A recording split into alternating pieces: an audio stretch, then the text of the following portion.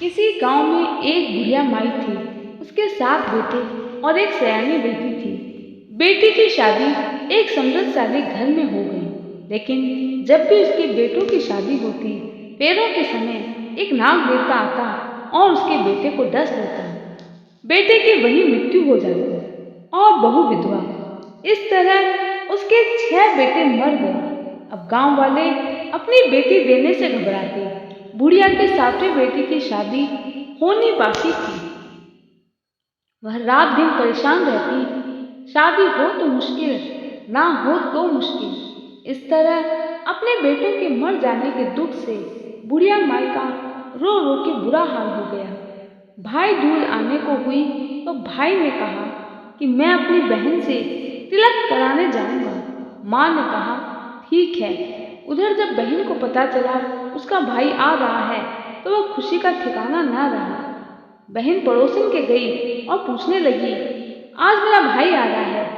जब बहुत प्यारा भाई घर आए तो क्या बनाना चाहिए? पड़ोसन बहन को पसंद नहीं करती थी। उसकी खुशी को देखकर जल भून गई और कह दिया, दूध से रसोई लेप, घी में चावल पका। बहन ने पड़ोसन की बात मान ली। उसने ऐसा ही किया।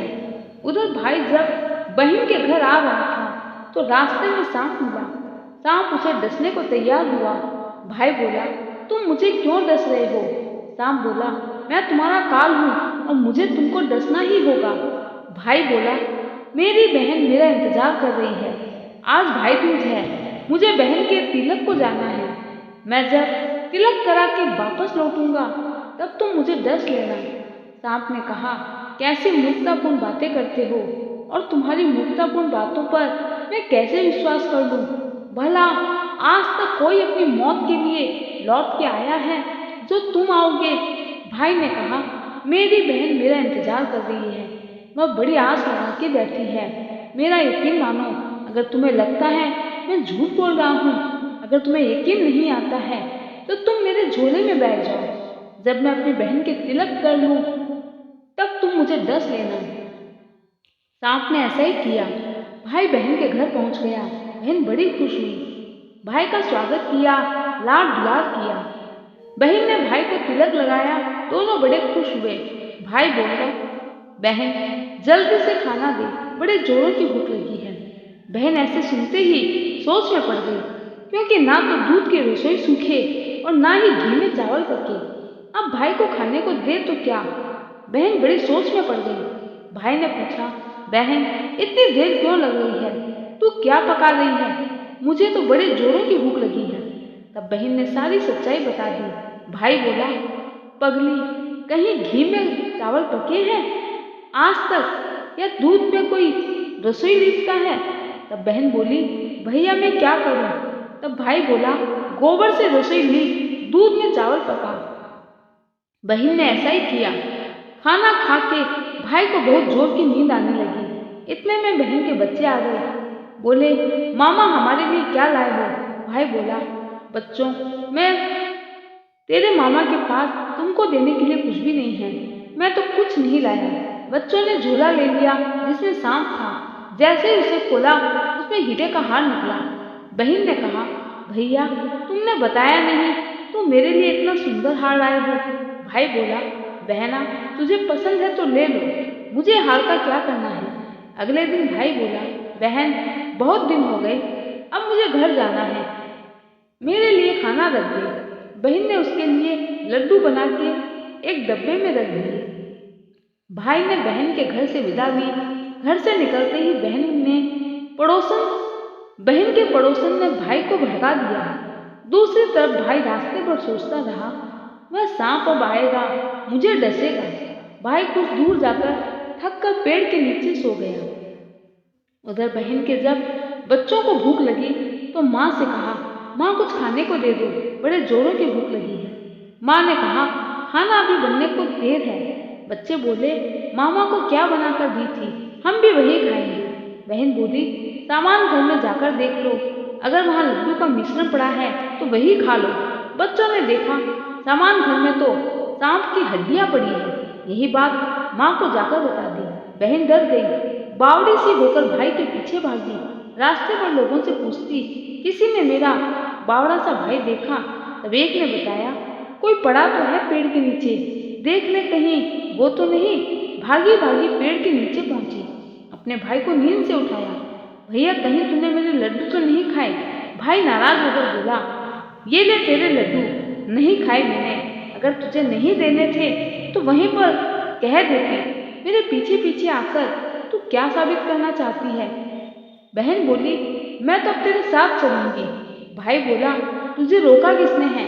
लेकिन अगर खुशी खुशी आना था तो बच्चों को भी लेकर आती। जरूर तेरे मन में कुछ चल रहा है, तू मुझे नहीं बताती। बहन बोली, भैया मुझे प्यास लगी है। भाई बोला, अब मैं यहाँ तेरे लिए पानी कहाँ से लाऊं? देख दूर कहीं चील उड़ रही है, उसके पीछे चली जा, शायद तुझे पानी मिल जाए। बहन वहां गई और पानी पीकर जब लौट रही थी तो रास्ते में देखती है एक जगह जमीन में 6 सिलाएं गड़ी है और एक बिना गड़े रखी हुई थी। उसने एक बुढ़िया माई से पूछा, ये सिलाएं कैसी है? तब उस बुढ़िया ने बताया, यहाँ पास ही के गांव में एक बुढ़िया है, उसके 7 बेटे हैं।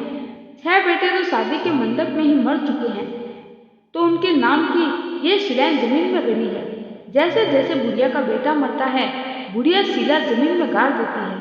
अभी 7वीं की शादी होनी बाकी है। जब उसकी शादी होगी तो वह भी मंडप में ही मर जाएगा और ये 7वीं सिला भी जमीन में गाड़ दी जाएगी। सुनकर बहन को सारा माजरा समझ में आ गया। ये सिलाएं किसी और की नहीं बल्कि उसके भाइयों के नाम की है। उसने उस बुढ़िया से अपने 7वें भाई को बचाने का उपाय पूछा। बुढ़िया ने बता दिया कि वह अपने 7वें भाई को कैसे बचा सकती है। सारी बात बुढ़िया से समझ लेने के बाद वहां से अपने बाल खुले करके पागलों की तरह अपने भाई को कोसने लगी और गालियां देती हुई चली। भाई के पास जाकर बोली, तू तो जलेगा, फूटेगा और मरेगा, अब तुझे कोई नहीं बचा सकता। भाई उसके ऐसे व्यवहार को देखकर चौंक गया, पर उसे कुछ समझ नहीं आया। इसी तरह दोनों भाई बहन माँ के घर पहुंच गए। थोड़े समय के बाद भाई के लिए सगाई आने लगी, उसकी शादी तय हो गई। जब भाई को सेहरा पहनाने लगे तो बहन बोली, इसको क्यों सेहरा बंधेगा? यह तो जलेगा, मरेगा, इसे तो मैं पहनूंगी। सब लोगों ने बिना कुछ बोले परेशान होकर सेहरा बहन को दे दिया। बहन ने देखा उसमें कलंकी की जगह सांप का बच्चा था। बहन ने उसे निकाल कर फेंक दिया। अब जब भाई घोड़ी चढ़ने लगा तो बहन फिर बोली, ये घोड़ी पर क्यों चढ़ेगा? घोड़ी पर तो मैं बैठूंगी, ये तो जलेगा, मरेगा, इसकी लाश को चील कौवे खाएंगे। सब लोग बहुत परेशान, सबने उसे घोड़ी पर भी चढ़ने दिया। जब बारात चलने को हुई तब बहन बोली, ये क्यों दरवाजे से निकलेगा? ये तो पीछे के रास्ते से जाएगा। दरवाजे से तो मैं निकलूंगी। जब वह दरवाजे के नीचे से जा रही थी तो दरवाजा अचानक गिरने लगा। बहन ने एक ईंट उठाकर अपनी चुनरी में रख ली। दरवाजा वहीं के वहीं रुक गया। सब लोगों को बड़ा अचंभा हुआ। रास्ते में एक जगह बारात रुकी तो भाई को पीपल के पेड़ के नीचे खड़ा कर दिया। बहन कहने लगी, ये क्यों छांव में खड़ा होगा? ये तो धूप में खड़ा होगा, छांव में तो मैं खड़ी होंगी। जैसे वह पेड़ के नीचे खड़ी हुई, पेड़ गिरने लगा। बहन ने एक पत्ता तोड़कर अपनी चुनरी में रख लिया। पेड़ वहीं रुक गया।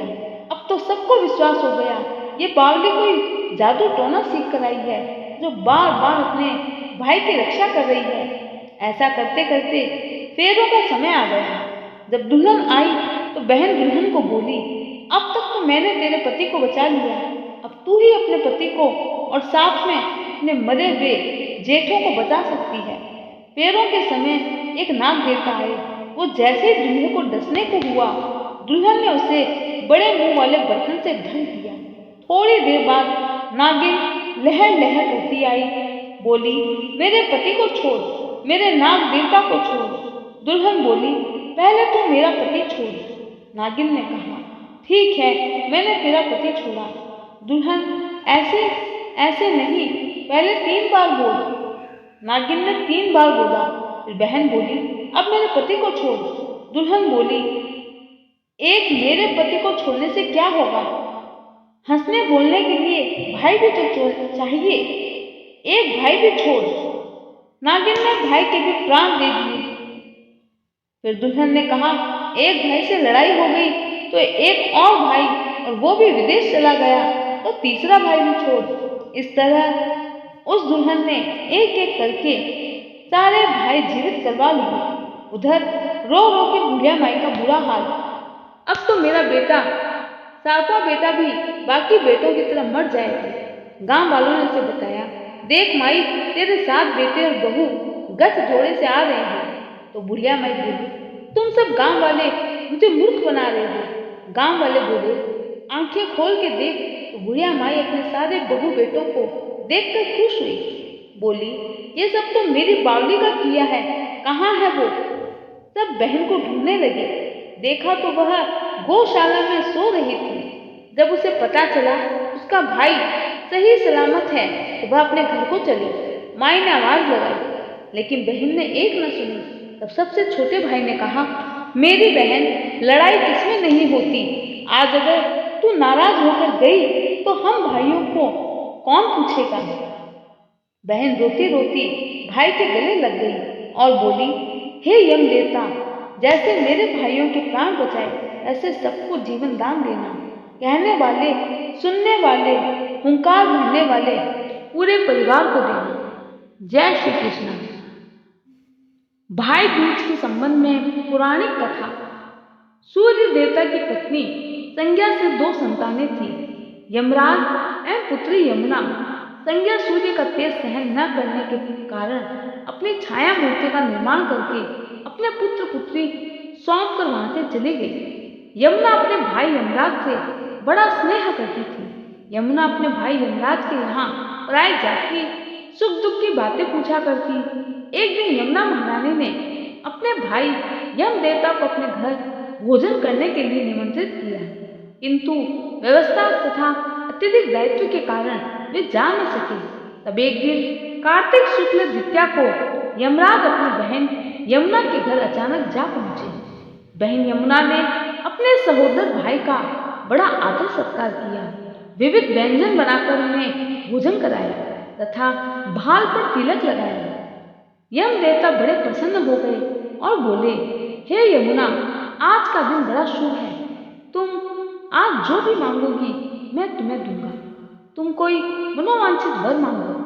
यमुना ने उनके आग्रह को देखकर कहा, भैया, यदि आप मुझे वर देना ही चाहते हैं तो यही वर दीजिए। आज के दिन प्रतिवर्ष आप मेरे यहाँ आया करेंगे और मेरा आतिथ्य स्वीकार किया करेंगे।